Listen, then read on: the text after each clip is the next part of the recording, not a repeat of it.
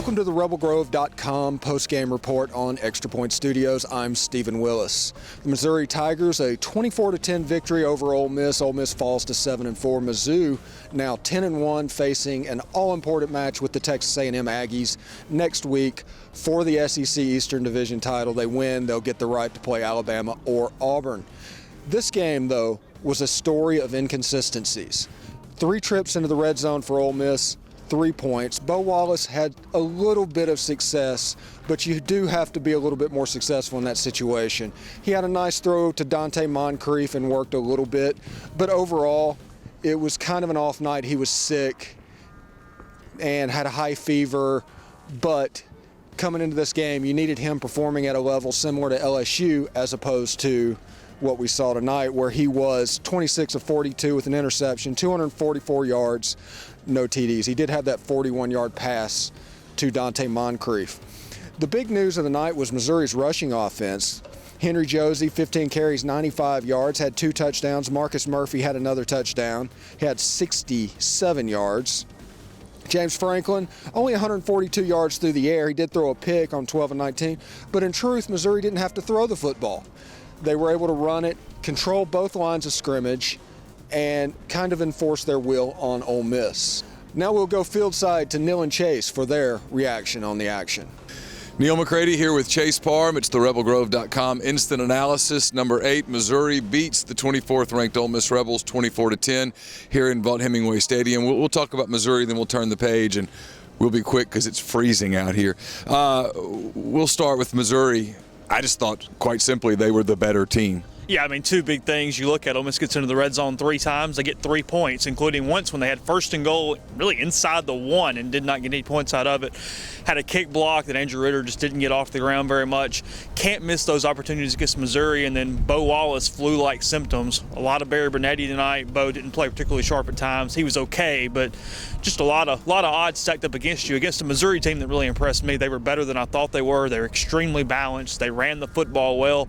Ole Miss really defended the wide receivers for the most part, but the ground game killed them.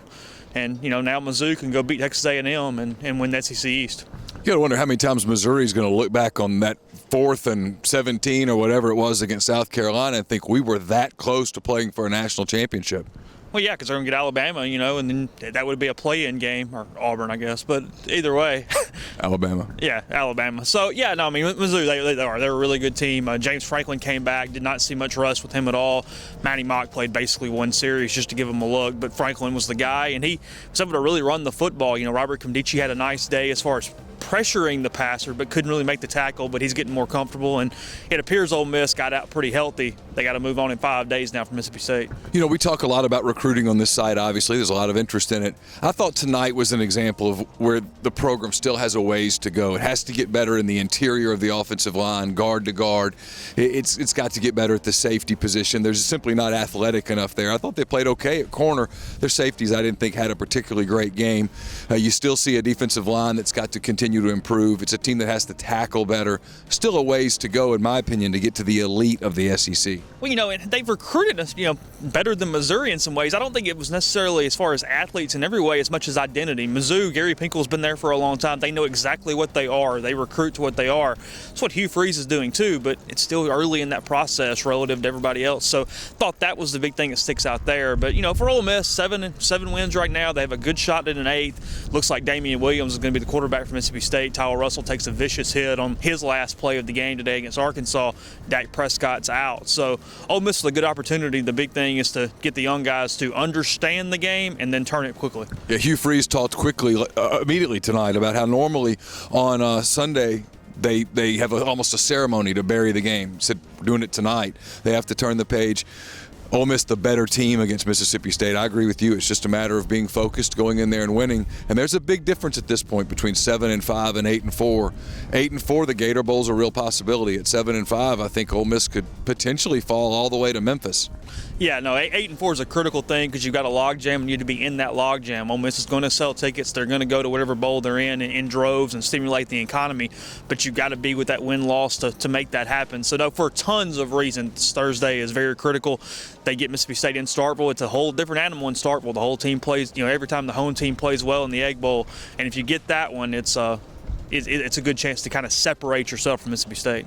Good news is it's an open press box. I'm already very excited about it. For Chase Parham, I'm Neil McCready. Again, the final score, Missouri 24, Ole Miss 10. We'll have complete coverage leading up to the Egg Bowl all week right here on rebelgrove.com. Thanks, Neil and Chase. Hugh Freeze spoke about the inconsistencies in the press conference and says if you're going to beat a good team, you have to take advantage of goal line situations. We needed to play a good game, and I don't think we played good enough. You know, we had missed opportunities in the red zone,